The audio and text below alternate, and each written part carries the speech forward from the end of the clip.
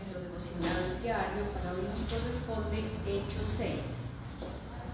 En este momento le damos muchas gracias a Dios por la oportunidad que nos da de estar aquí en este lugar para compartir de su palabra. Bendito Padre Jehová de los ejércitos, gracias Señor por este día precioso que nos has regalado hoy. Gracias por esa oportunidad que nos das para compartir de tu palabra. Que esa palabra tuya que es viva y eficaz llegue a cada corazón y haga la obra que tú quieres. En este momento te damos muchísimas gracias por nuestra vida, la vida de nuestros hijos, de nuestras familias, Señor, la vida de todos aquellos que tú has querido que abran los ojos, Señor, del cielo. Hoy te damos gracias también, Señor, por este día precioso. Sabemos que grandes cosas y maravillosas harás en este lugar con tu palabra en medio de la alabanza y la adoración de tu pueblo. La oración la dejo en las manos de tu Hijo amado, el Señor Jesucristo. Amén y amén. Nuestro tema para hoy, elegidos para servir. Servir a Dios es una forma de mostrar nuestro agradecimiento por todas las cosas que Dios hace en cada uno de nosotros diariamente. Es como una protección, una provisión, el cuidado que tiene para cada uno de nosotros, de nuestra familia. Aunque estemos dentro de este mundo lleno de maldad, por misericordia, Dios ha puesto su mirada en nosotros y nos da dones y talentos para ponerlos a su servicio. Por eso el tema de hoy es elegidos para servir. No importa si la congregación a la que asistamos sea grande o pequeña, lo que hagamos en ella es de gran importancia si nosotros lo hacemos de corazón. En Hechos 6 habla de la importancia de tener personas que se encarguen de hacer cosas para el pueblo. Como dar alimento a las viudas, cuidar a los niños y hacer que no les falte nada. Esto era un trabajo que tenían que distribuirse, y los apóstoles habían seleccionado a 7 varones para que ellos no desaprendieran lo importante dentro de la congregación, que era evangelizar, estudiar y enseñar la palabra de Dios. Esto lo lleva a tomar esa decisión de buscar servidores que hagan ese trabajo y dejen que los apóstoles no descuiden esa oración dentro de la congregación. Vamos a mirar, no iban a elegir a cualquier persona que se les presentaría en ese momento, sino que tenían unas diferentes características para que pudieran hacer su trabajo bien, excelente. Como primera característica vemos que esos varones deberían ser de buen testimonio. Miremos en Hechos 6, el versículo 3, la parte A. Así que, hermanos, busquen entre todos ustedes a 7 varones de buen testimonio. Entonces, debemos saber que nuestro testimonio es importante dentro y fuera de la congregación, por lo que nosotros hacemos, los demás nos van a ver hacer y eso también lo harán. La pregunta es: ¿cómo somos? ¿Cómo nos portamos? Si nos portamos igual dentro de la congregación, fuera de eso, en la sociedad, dentro de la familia. ¿Cómo nos portamos? Debemos ser de buen testimonio.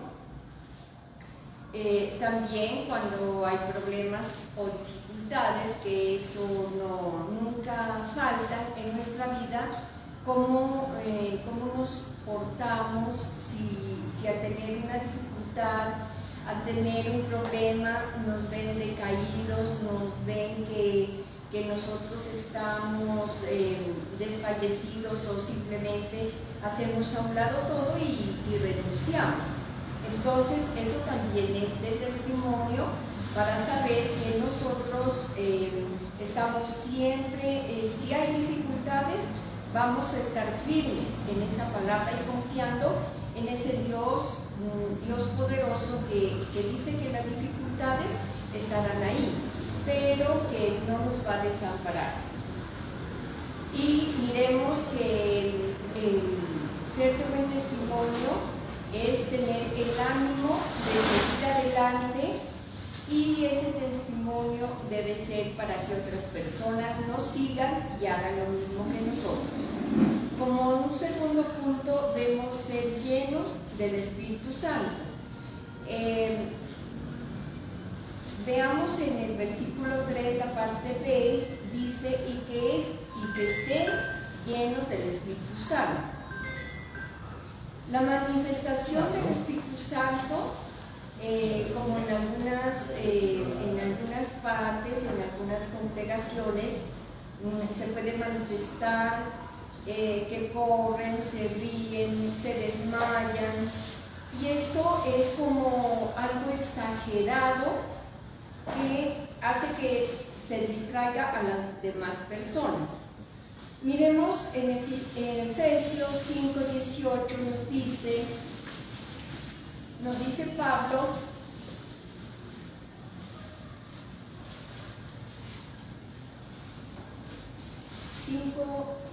en Efesios,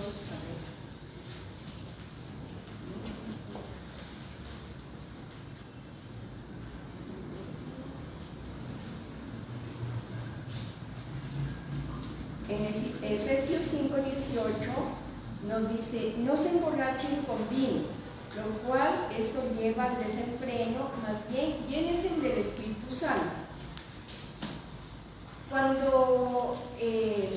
Cuando estas personas hacen eso de correr, desmayarse o reírse exageradamente, pues lo que nos están mostrando es como si ellos estuvieran llenos de vino, mas no del Espíritu Santo.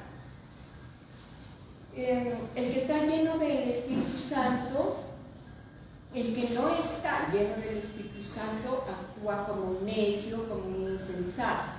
No piensa para actuar. Y estas personas dentro de una congregación o dentro de la sociedad o dentro de una familia serían algo mal, algo que no funcionaría bien.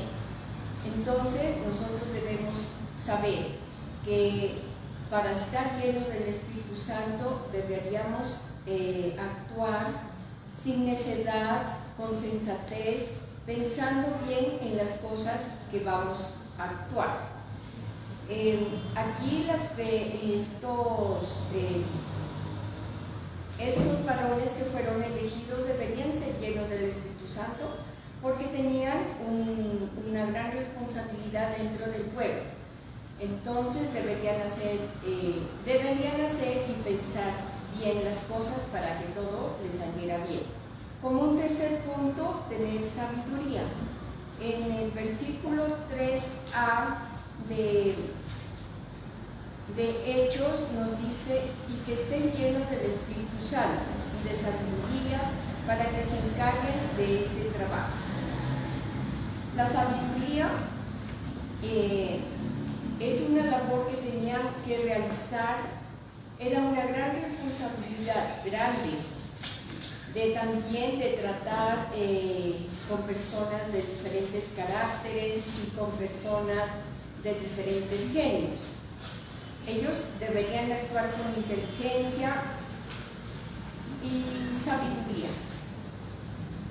La sabiduría es la que viene de Dios. La inteligencia es la que el hombre o el ser humano desarrolla ya tanto como capacitándose, estudiando, leyendo, pero la sabiduría es la que siempre viene directamente de Dios.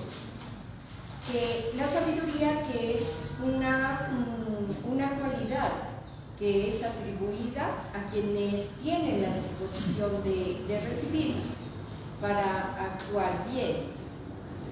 Miremos en el versículo 10 de Hechos 6. nos dice,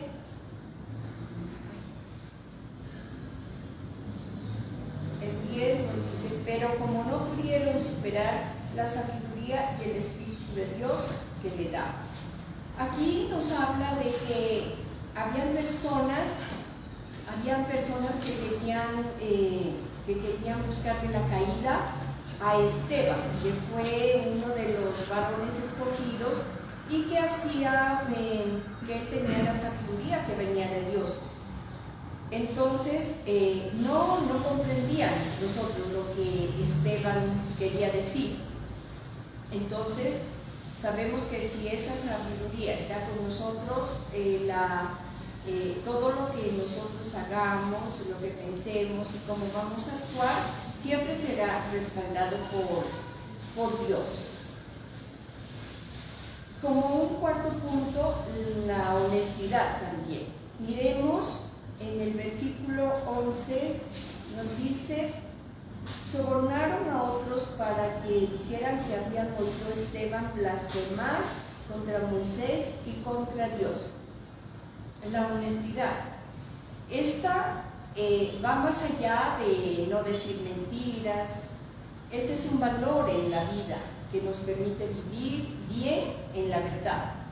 Ser honesto y hacer las cosas bien cuando nos están viendo, eso no es honestidad, porque sabemos que los ojos que nos ven son los de Dios. Y esa honestidad debemos tenerla en nuestra casa, en la congregación, en la sociedad, en la familia. Donde quiera que vayamos, esa honestidad debe estar con cada uno de nosotros. Ser honesto es saber diferenciar lo bueno de lo malo, para hacer siempre lo correcto. En el versículo 13 nos dice, los testigos falsos que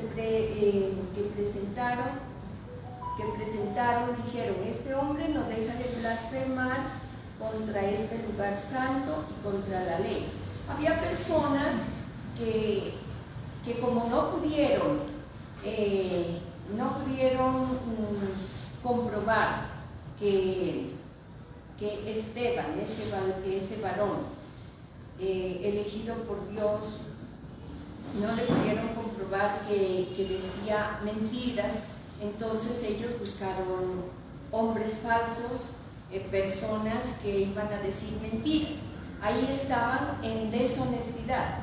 Ellos lo hacían tal vez por dinero, porque lo sobornaron, porque le dijeron, si usted dice esto, entonces nosotros los vamos a recompensar. Pero la honestidad debe primar siempre en cada uno de nosotros.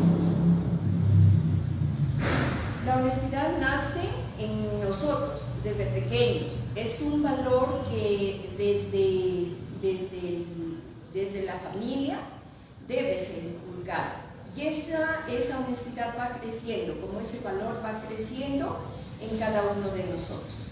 No dejemos que ese valor se acabe, no dejemos que haya sobornos, no dejemos que haya personas que nos digan que eso está mal y esas mentiras que se vayan tapando esas verdades se vayan tapando con esas pequeñas y malas mentiras. Como un quinto punto, vemos que es sometiéndose a prueba. Sabemos que en la vida se van a presentar muchos problemas,